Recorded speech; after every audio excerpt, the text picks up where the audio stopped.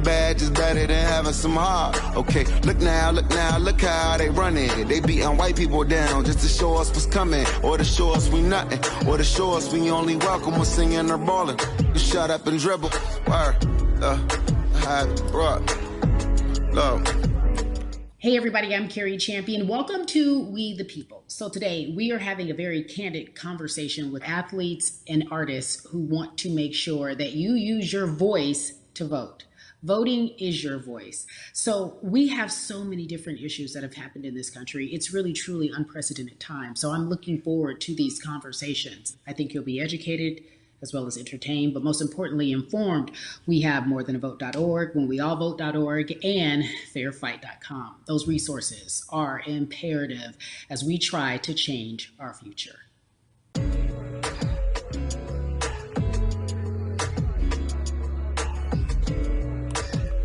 Yeah, la.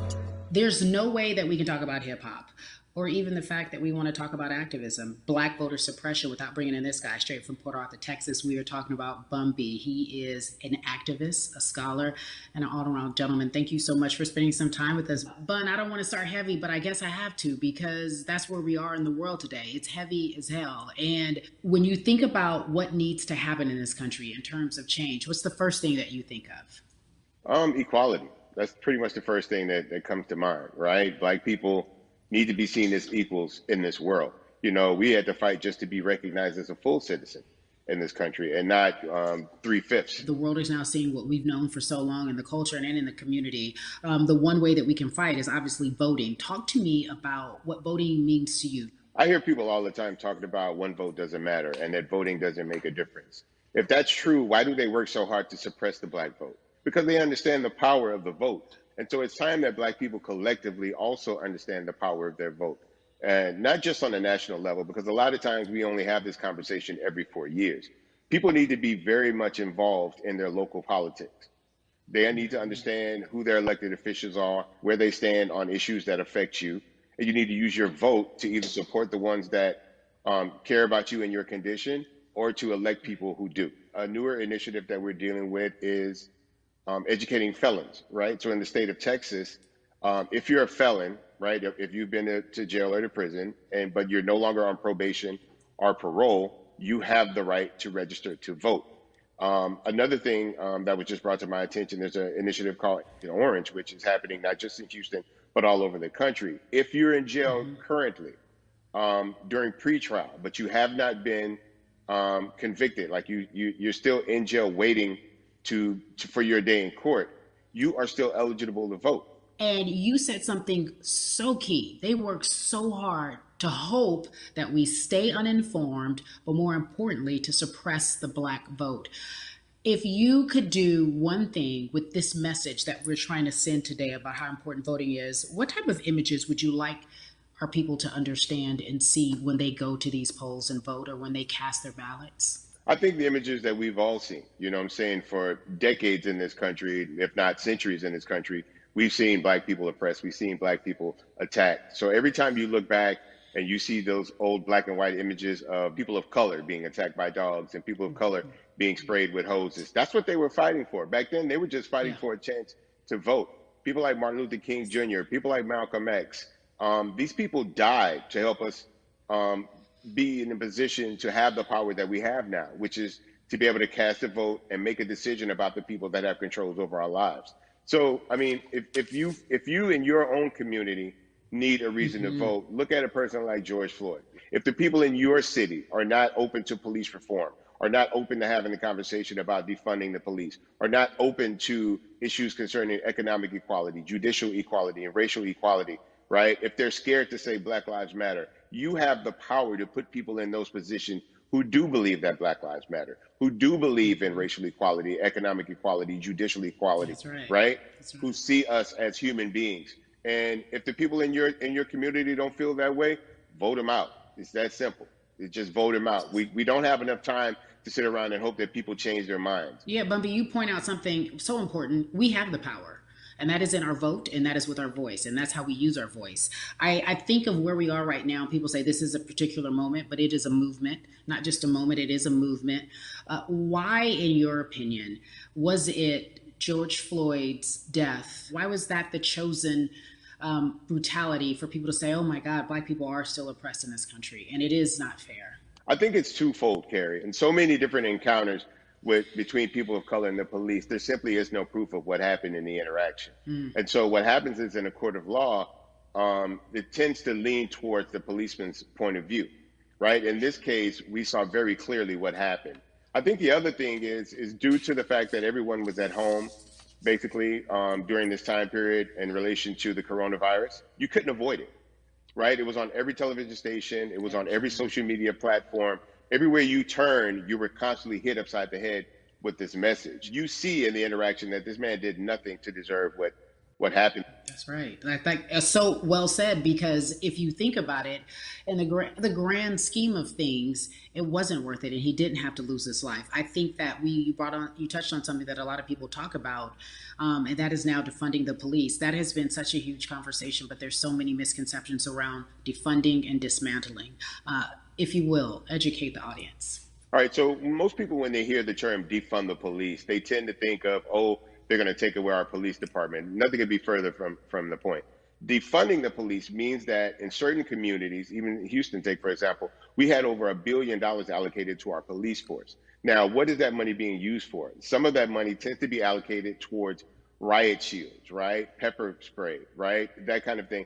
That's only used against the people that fund this budget, right? So why would the people want to supply the police with the means to oppress them? If the police are concerned about the situations in certain communities with a higher crime rate, well, higher crime rates tend to happen in communities where there's not employment opportunities, right? There's not a lot of social services, and people are going to do what they need to do to take care of themselves and their families. When the community has more opportunities for employment, more opportunities for upward mobility, then they tend to be less of a strain on the government. They tend to have a lower crime rate. And because of that, we'll have less need for the police in those communities. You are passionate about so many different things in terms of making sure that we are holding our leaders accountable. Talk to me about some of the other projects that you're working on. Well, right now, obviously, being a part of More Than a Vote is essential. We're dealing with primaries in this country right now. And we just want to educate people. We want to inform people because people are tired, they're angry, they're concerned, and they want information and they want action. And so we want to make sure that we give them the right information and lead them in the right direction. And we thank the people that do not look like us for standing with us right now, because it's very important that people who aren't Black be involved. Because if Black people could have gotten rid of racism, we would have done it hundreds of years ago. And so I'm trying to use my voice and my platform just to let people know that if they feel like I do, there's a number of places they can go to enact change in their community. People need to know about how their city council runs. They need to know that they have the ability to speak when city council meets, to let them know that that's not the way that they feel their city needs to be run. Those are not the places that they feel the money of their community needs to be allocated. And Bubby, even a step further, they can run for office in their local community. They can run for positions. Like, people act like they leave it up to somebody else. If you're upset, it's not hard to get on the school board. It's not hard to be a part of the city council. It really isn't. And depending on how small your town is, you could be a mayor. The power is with the people. And we need to just know that that's happening. Absolutely. And it's always been with the people. You know, if you look at Trayvon Martin's mother, Sabrina Fulton, right? She felt that there was a system of racism and a system of oppression that led to her son's death. And so what did she do? She ran for city council and she was elected to city council. Our own former president, 44, Barack Obama, right, started in the community as an activist, ran for an elected position, became senator, ran for another elected position and became president of the United States. So don't think that you can't make a difference. You know what I'm saying? You don't need a lot of money. You don't need a lot of power. Your voice is enough to make a difference. Amen. I feel like I need to go out and run for something. You gave me a rousing speech there, sir. I'd be remiss if I didn't ask you this. When I talk to my brothers, I have to ask you, as a Black man, how are you doing? Are you okay? I'm good. I have a very strong relationship with God, so prayer definitely works for me. I have children and grandchildren who are watching me, who are encouraged by what I do, and they're proud of me right now, you know, and that's really what matters, you know. The change starts at home, you know, so as long as you have a support system that believes in what you're doing and supports you in what you're doing, you have everything you need to go out there and fight the good fight. And for those that don't, there's a community of people here to help you. So you can go to places like morethanavote.org. There are many different places that will encourage you, inform you, and they will put you with groups of people that feel like you, that are ready to take action. So no one has to go about this alone if they want to do it. Yeah, we're stronger together. People have been saying it, but that has much more meaning now that we are in our movement, not just this moment. Bun B, it has been an education, always a pleasure. Thank you so much. I appreciate you. Keep fighting the good fight. Keep up the good fight.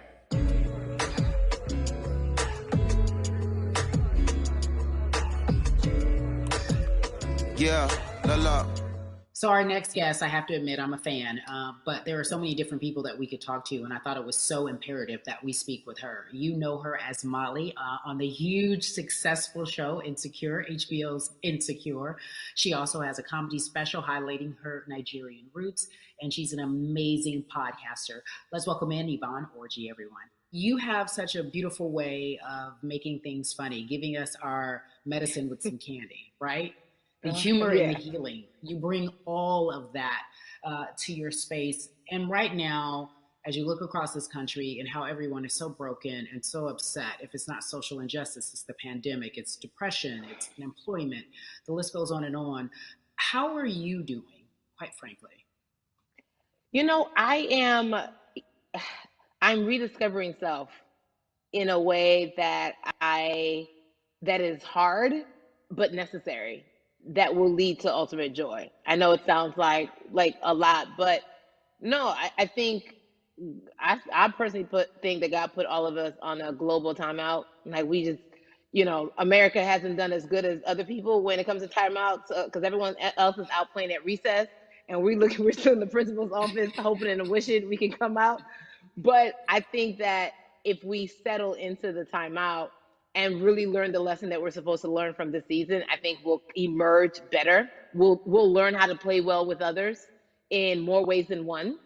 And so personally for me, I'm taking this time to learn me in a new way. I feel like I'm being ushered into a new season, and I'm getting still, because sometimes the busy confounds the work that we're supposed to actually be doing. We're busy doing other stuff, but we got work that we need to do on the inside. And I'm leaning into it. I'm like, dang, I thought I was gonna be able to rest like everybody else. And God's like, nah, we got work to do. You know what? And I think that's what everybody is saying about 2020. It's demanding that we be better. And you said it's a global timeout. What do you mean by that? Yeah, it's like everyone sit down, be humble, to quote the great prophet Kendrick Lamar. But no, seriously, sit down and let's reevaluate some things. Let us unearth and shake up the things that we have been trying to hide within ourselves, within our nation. I think America is going through an unraveling right now, a much needed, a much necessary one. And I think all eyes on us, right? There is no, oh, I was on the subway for an hour, so I didn't miss that thing that happened. No, everybody was home. Everybody, was watching when George Floyd died, and everybody, no one could hide it. Everyone was watching when Amy Cooper called the cops. Like, this is a time where it's like, oh, we can't pretend it away. We can't excuse it away. No. It's a global timeout. Sit down, watch, and let's learn. And globally, it's like, hey, we were going business as usual, but it ain't usual no more. Like that's old.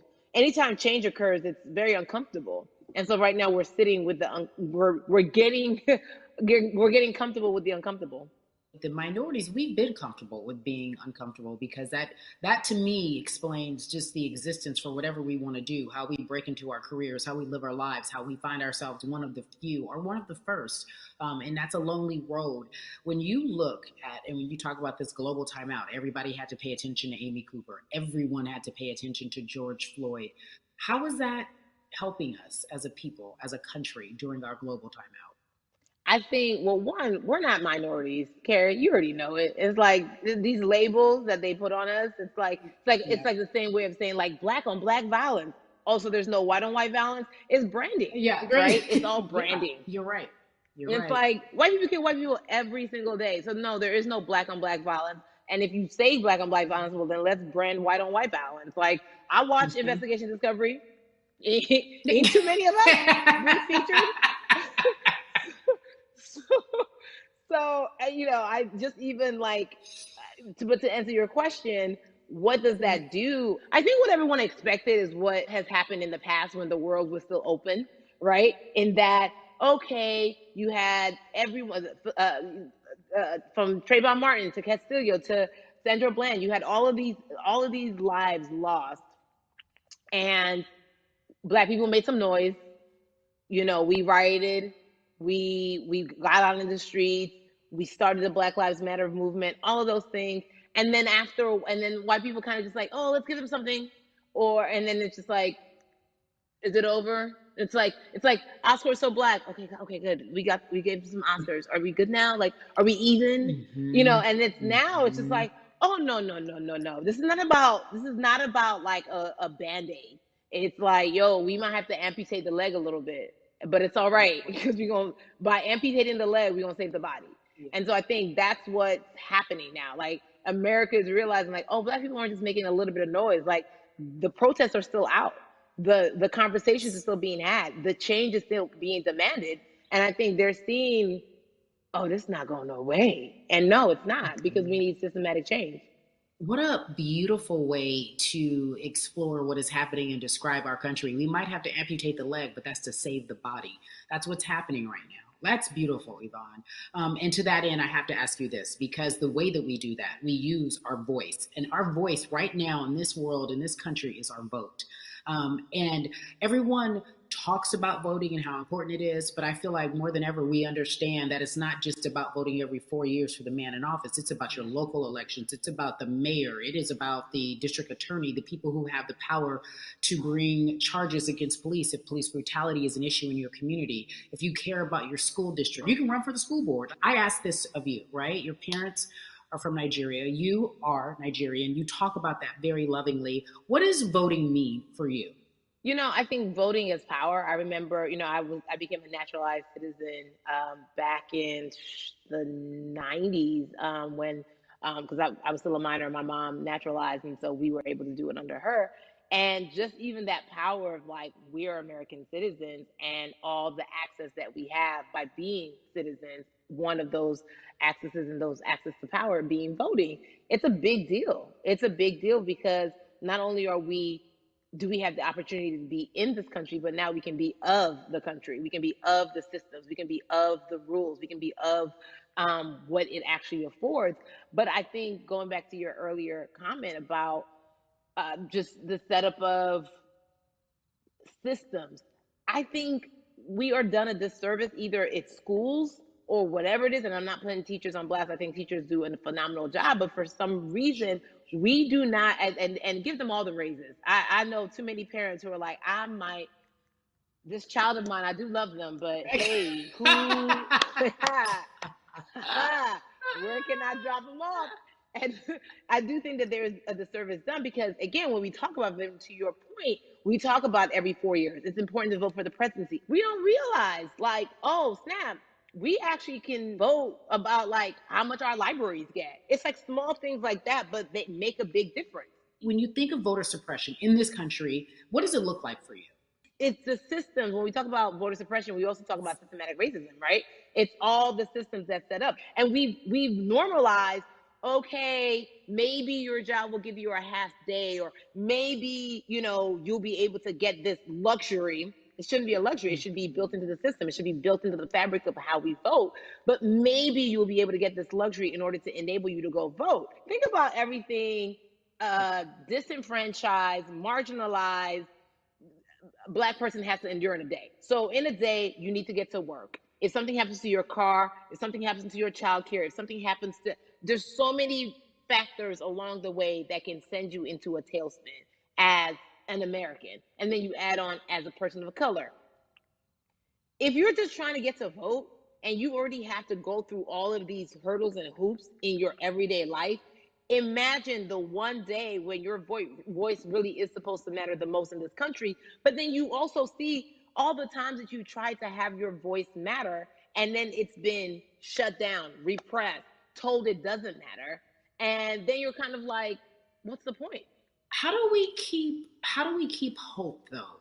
If I'm watching this right now, how do we as a people stay hopeful? How do we believe in the promise that these quote unquote forefathers have given us? Because have you met black people? By default, like hope is infused in our DNA. Like you know what I'm saying? Like by like if we haven't been broken now through, be it through You're right. slavery, through Give capitalism, it to me. through Give it to me. colonization, through Yeah, segregation, you're right. through I mean, listen, the history of black people in this country is at one point we were 3/5 people. Mm-hmm. That's it. At one, That was a written law. And look at us now. We are whole. We are black girl magic. We are black boy joy. We are, you know what I'm saying? What I think about in terms of giving us hope, right? We're making a lot of people nervous right now, Carrie. We're making a lot of people nervous right now because they're like, dang, we put all these obstacles in their way, and these jokers are resilient. But that should give us hope. That should give us hope that like we can't stop, won't stop. I mean, I went to the school of Diddy. You know what I'm saying? Hashtag, Harlem shaking it right now. We can't stop, won't stop. And I think that's our motto. We can't stop voting and we won't stop voting. We can't stop marching and we won't stop marching. We can't stop thriving and we won't stop thriving. To that end, because you led me directly there, I've been asking everyone who's appeared on this platform, what does activism look like? And I feel like back in the day, we had an idea. Yes, it is marching. Yes, it is protesting. Yes, it is speaking out against things that we feel are not right or unjust. But talk to me about what activism looks like for Yvonne Orji. Listen, activism, I think the beauty of activism is that it has many faces, right? You're going to have the people on the front lines. Like, you know what?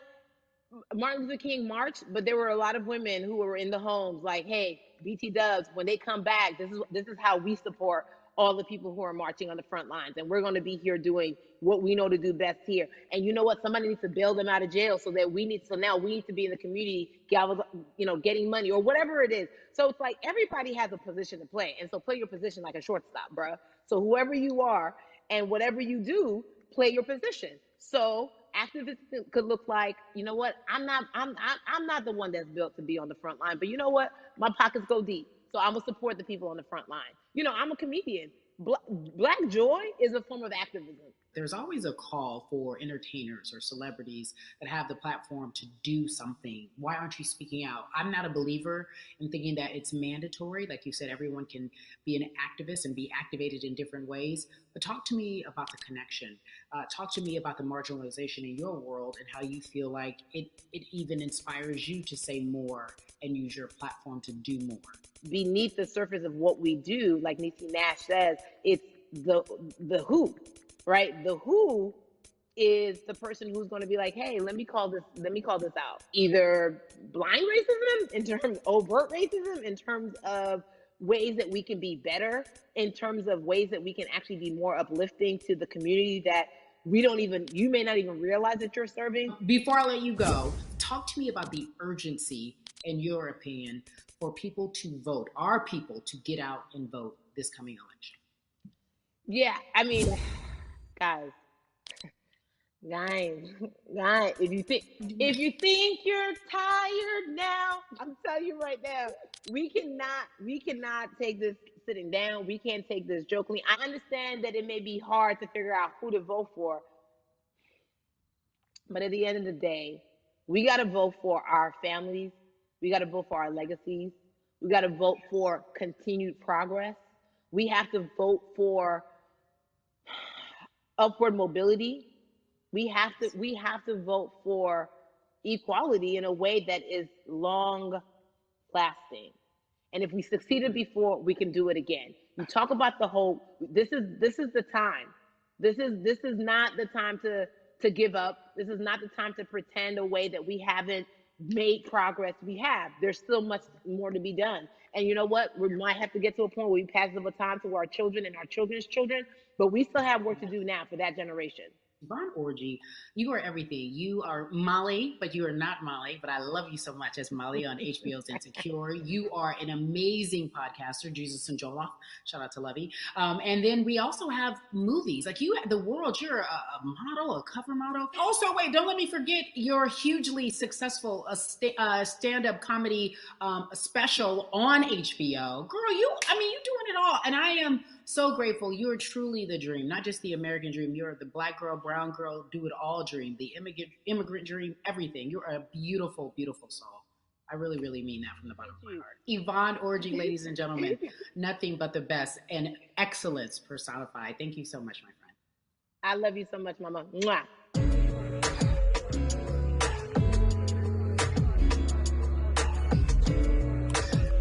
Yeah, la la. So Atlanta has been one of the hotbeds in terms of political unrest and social injustice. We've seen so much happen in that city, and we've also seen so much come from that city, including one of our very own founding fathers of the civil rights movement, and that's Martin Luther King Jr. But right now, we want to welcome in someone who has used his platform to talk about voting, to talk about racial injustice, and how he's trying to help. Atlanta's very own Russ joins us now on We the People. Russ, I'm not going to fan out and tell you what some of my favorite songs were that I listened to repeat on yours. We're going to get to the topic at hand. So Amazing. We got to talk about, recently you did an interview where you shared your outlook on culture and music. And you also were very candid about the fact that you have a privilege and that it's necessary for you to give back. Tell everybody about what that means. It's very obvious. I'm white and I'm in Black culture and I'm benefiting financially off of it. So I feel like if you're a white person financially benefiting off of Black culture, you have to put finances back into Black culture. It's just that simple. The screenshots with your feelings, it just comes off like fake empathy because it comes off very dismissive and very, oh, that sucks for y'all. But anyway, back to what I was doing. Have you felt that way always, or is it now because of the time of where we are in this country? I've always had the feeling. I think now it's just obviously elevated. It's a new level and there's new, it's to the point now where you can't, first of all, you can't not say anything. Second of all, though, I just think saying something isn't enough anymore. I think, if you have the ability to put money back into a culture that you're financially benefiting from, you have the ability to, you should. It's interesting that you talk about it in that way because some people do believe that silence is the best way to go because it's hard to talk race, especially if you're white and you're in the Black culture. People just feel as if they can't talk about it. They feel awkward. They feel as if they don't have the privilege or the voice or the words. How do you find yourself right now in terms of interacting with people when they want to talk to you about social injustice, police brutality? What's going on in this country right now? Well, first of all, picking and choosing whether you want to be silent or not about race, that's a privilege in and of itself. But no, I mean, I try to just do my best to listen to the Black people around me and the educated Black people I have in my life. So I do my best to not act like I have all the answers for everything, especially in a culture that I'm not from. But that's why when we decided to raise the money for Black Lives Matter organizations, when we raised $500,000, we got on the phone with some of the women who started Black Lives Matter. I got on the phone with Tamika Mallory. I was on the phone with Karen Civil and talking with my friends to make sure the money went to like the correct places, and people who really need it. It's just about listening. That's all. It's about listening. Let's talk about that for a moment because the way I think of activism, for me, it looks very differently. It's not necessarily just protesting on the front lines. I think that's great. But what about being an activist in the way in which you have decided to be one? What inspired you? What did it look like? You said you raised money for Black Lives Matter. What did you do? Mm-hmm. Walk us through everything that you did and how you find yourself in this moment right now. So for me, it was 3 years ago, I had like a string of festivals. And I decided that I was going to wear T-shirts with a message on them because I figured what better time to use a platform than in front of, a bunch of people. So one of the T-shirts I wore was, if you want to change the system, speak up, white silence is pro-racism, the whole thing. And it didn't really it kind of got swept under the rug back then. But, when all this stuff started happening again, and it's been happening, the police brutality against innocent Black people. I was like, man, I'm not the biggest artist in the world, and I certainly don't have the most white fans in the world, but I got a good amount of people that I can definitely mobilize and turn into some money. And I know they're down for the cause because it's merch, it's a good thing. And I've always been outspoken anyway, you know? And so how am I going to be in Black culture and not be outspoken about racism? And then I got to ask you this, because you grew up in Atlanta, so that gives you a heads up, depending for so many people, because you're in the crux of that beautiful Black city where there are so many wonderful Black leaders, home of so much great music and things that speak to our culture right now. And we are really, really getting our word out, especially with this platform today, and saying that we must use our voice to vote. Talk to me about what the importance of voting for you in this upcoming election. Yeah, so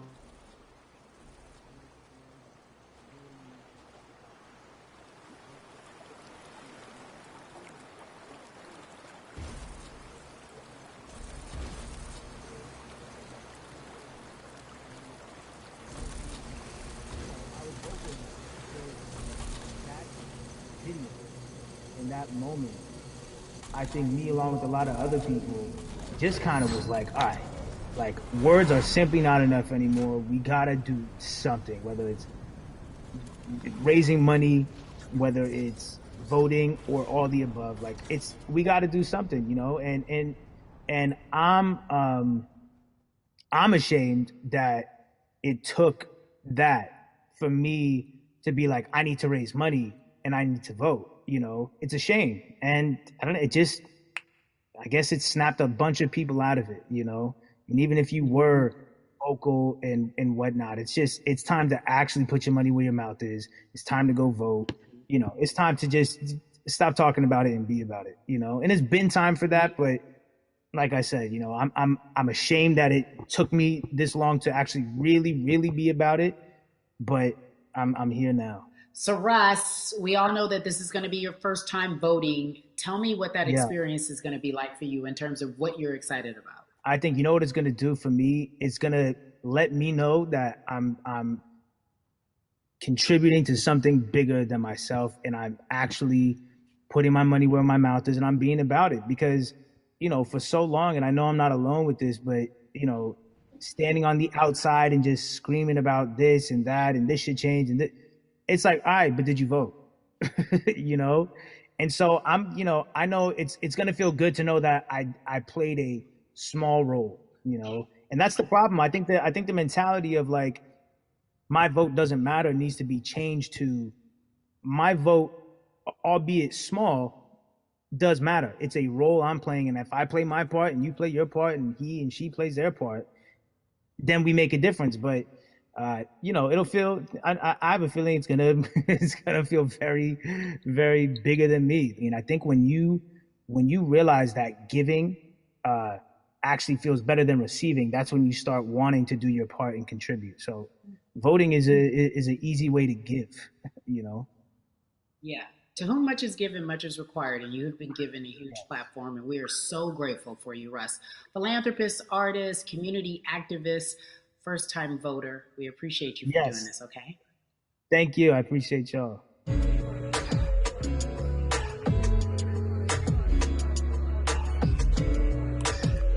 Yeah, la.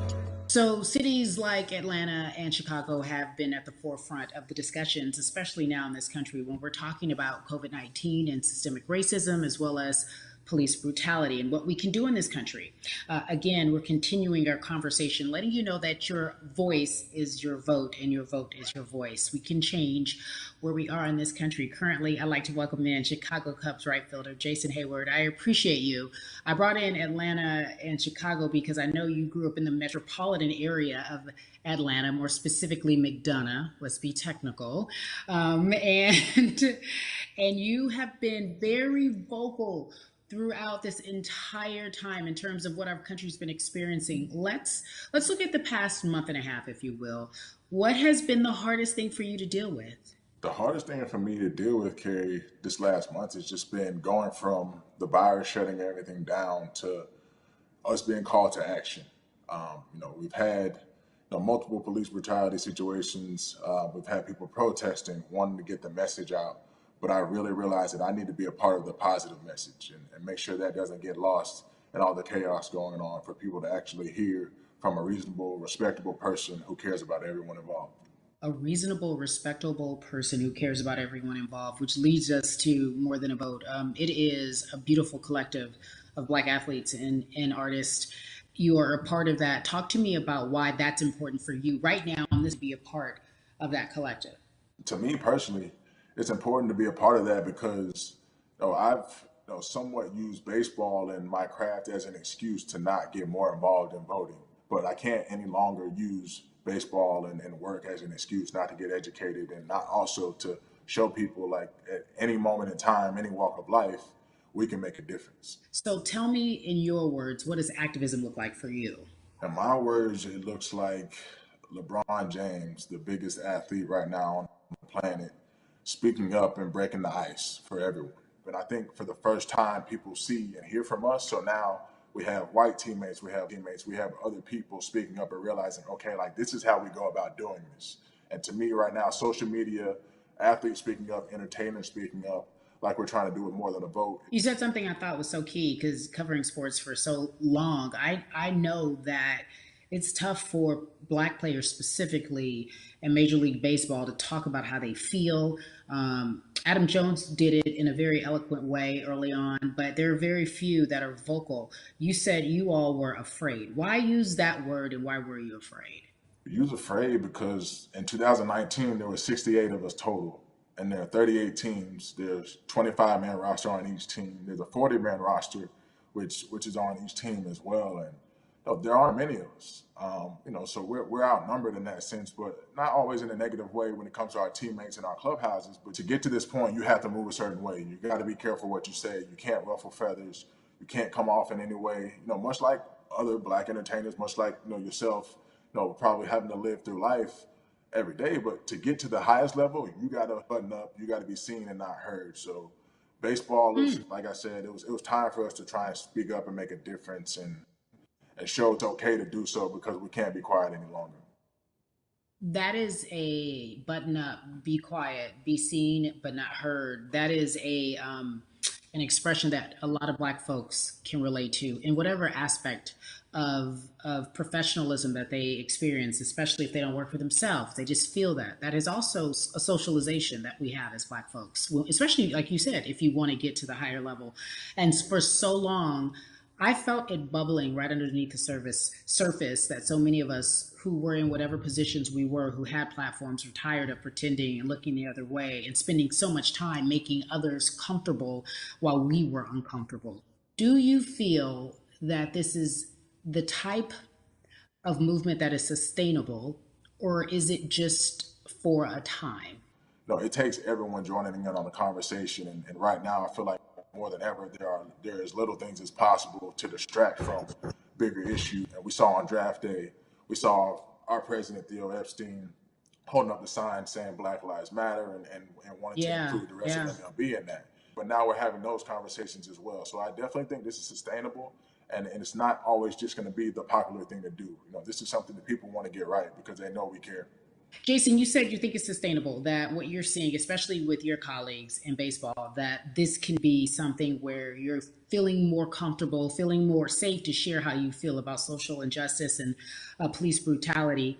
What are you doing right now in this moment with your platform to help change how we look at voting and how to educate the culture and the community about voting?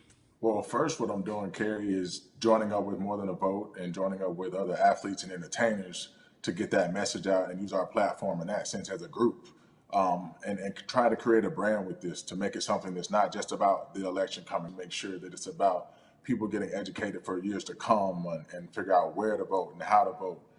We've got people in different areas that cover different demographics and influence different areas of people. And as a baseball player, as a Black baseball player, I feel like now, like we talked about, is finding the time to show people that you can use your voice in this profession. You don't have to be afraid. And to me, that can help a kid growing up. He can see me, he can see other guys that were in the video we posted saying, hey, this is what they're standing for. They're speaking up for these things, and it's okay to want to play baseball. It's not lame. It's not something I have to be as afraid of as I was before. So I feel like that's my role in this. I have a younger brother as well. He's 24. He also plays baseball. So I've got to lead by example. I can't just always, come up with a good answer that sounds good on TV when I get asked a question on, what do we need to do to make changes. I'm joining up here to make sure that I take action and get educated myself. For one, so many people, I feel like in Atlanta, they're on the move. Well, when you want to try to make a vote and try and cast your vote, you have to do it by mail. You have to sign up for the absentee ballot. Then you have to get another ballot in return. They have to send it back to you. Well, for me personally, they didn't send that back until it was too late, right? We didn't get it in the mail to the address that's an Atlanta address at my parents' house. We didn't get that in the mail until it was too late.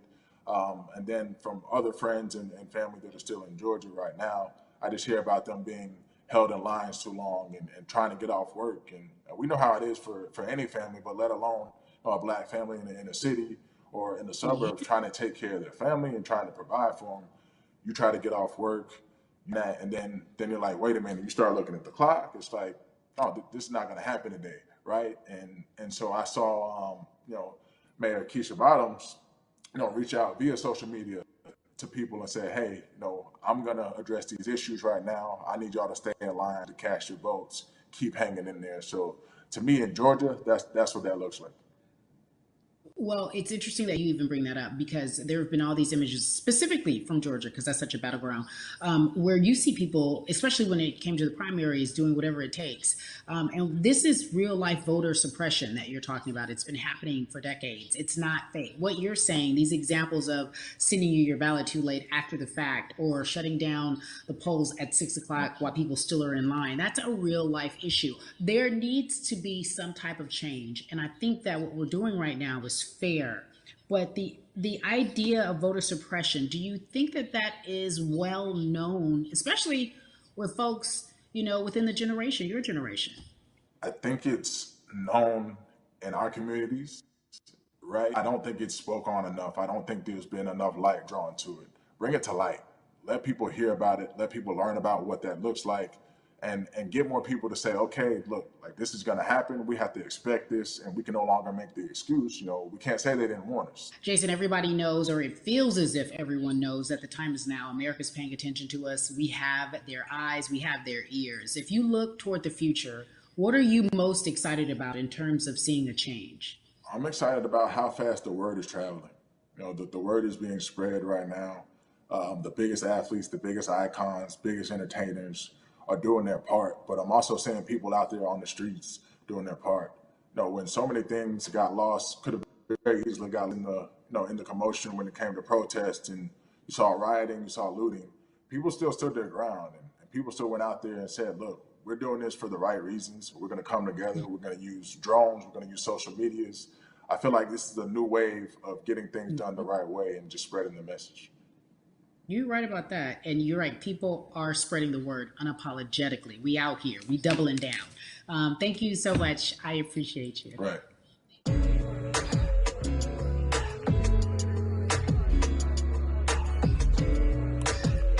Yeah, la la. Hey, everybody. I am so excited to welcome a friend, a brother, family member, if you will, former colleague, NBA great, sports analyst, philanthropist. He does it all. And he's here to give us his time and his platform to talk about something that is so important, that is voting. Everybody, welcome Jalen Rose to We the People. Talk to me about how important it is for the people who know you and love you and look up to you. Why is it so important that you use your platform to talk about voting? Initially, we have to get past the stigma of the mental systemic racism that comes with the presidential race, governors, mayors, senators, judges. We've been conditioned to believe that our vote does not matter. So usually when we looked up at all of those races and people that were running, not only did they not look like us, we didn't believe they were there to represent our best interests. So therefore, as a collective, we didn't mobilize until Barack Obama, and we felt a sense of hope that finally our country is going to do something that we felt would never happen in our lifetime. And I remember being at the inauguration in 2008. I made sure I was there. And we voted. In 2016, we didn't vote, Carrie. We didn't vote. And so many people try to make this political. This is not political. Me telling somebody to vote is like telling somebody to pay taxes. So that's one, getting over the stigma of nobody is going to represent our best interest. And then number two, the reality is that the person that gets the most votes doesn't necessarily win the presidency. That's uncomfortable right there, because that's actually what took place in 2016. The Electoral College chose the president. And if you put all of their pictures up, I'm pretty sure they look a lot more like each other than they look like you and I. How about that? And then the third thing, especially in urban environments, oh man, they create barriers for us, Carrie. It's like you got to jump over the fence, you got to run past the dog, you got to jump on the hood of the car. The lines is 5 hours long. You get up to the poll and they don't work. Elderly people working in the city, while they got the young people who understand technology working in the suburbs. Like, these are all systematic things that try to discourage us from voting. And then finally, we don't have a day off to vote. We need to work.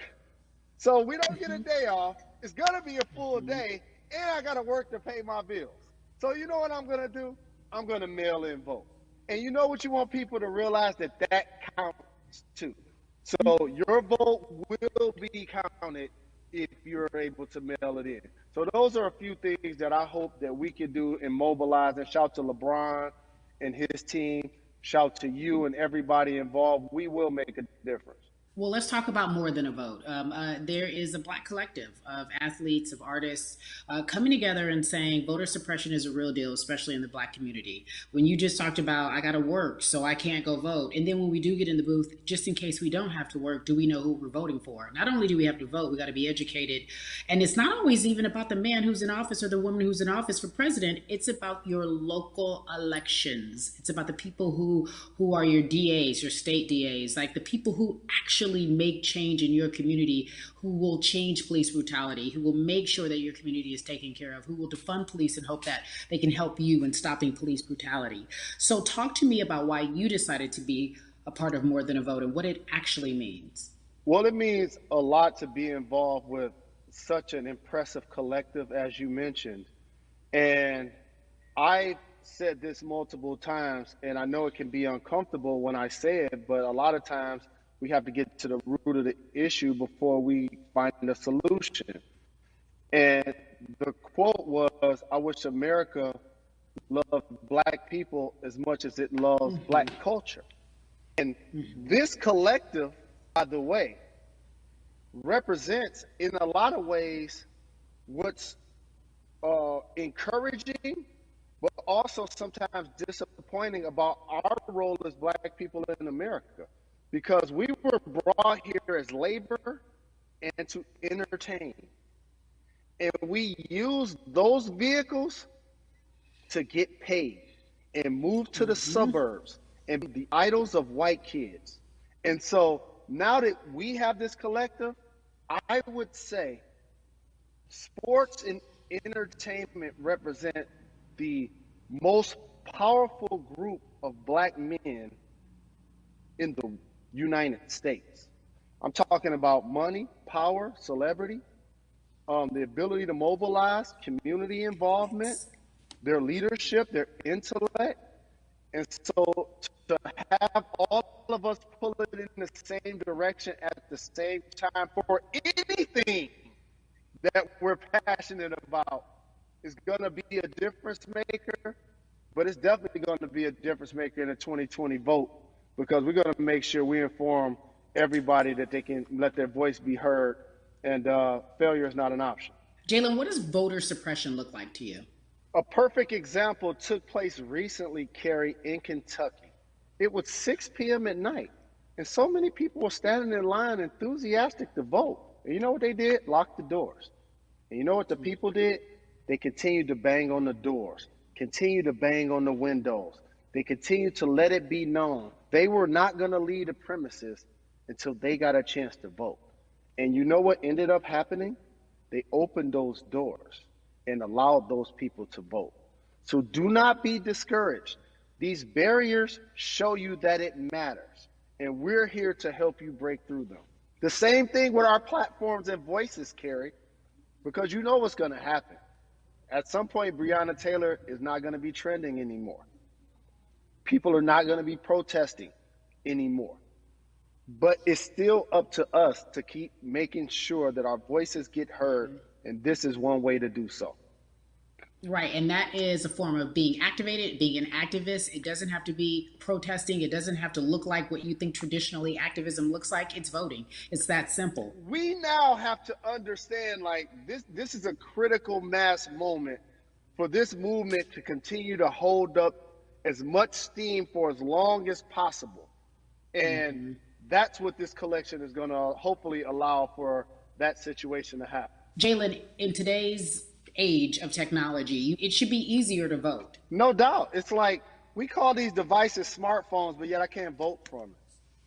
All of the things that we do in our lives are in our phones. All of these barriers are things that people will need to overcome in order to create a level of enthusiasm to vote.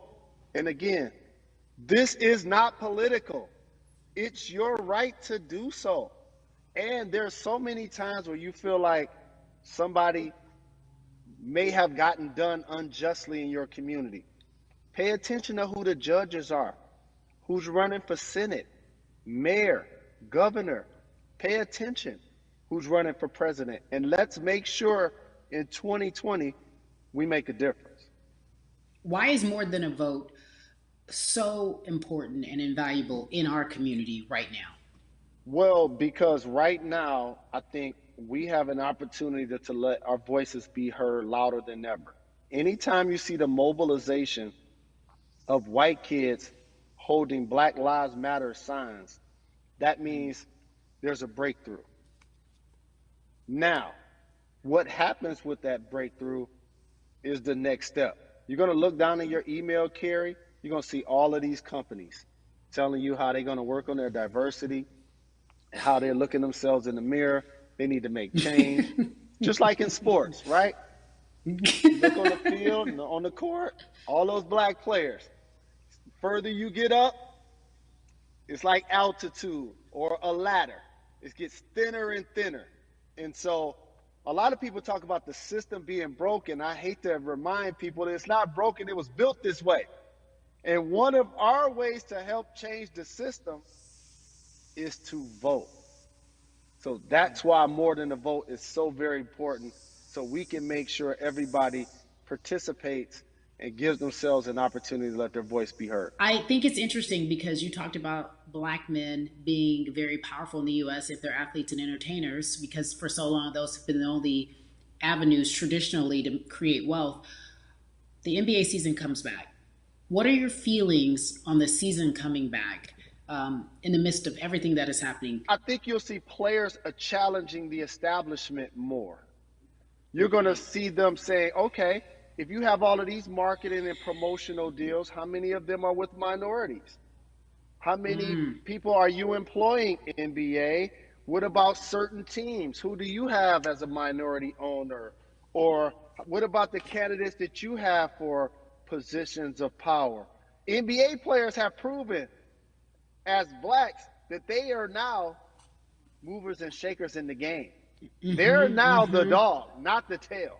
So if they decide not to play, some of the biggest social changes and conversations have taken place in sports that weren't during the game.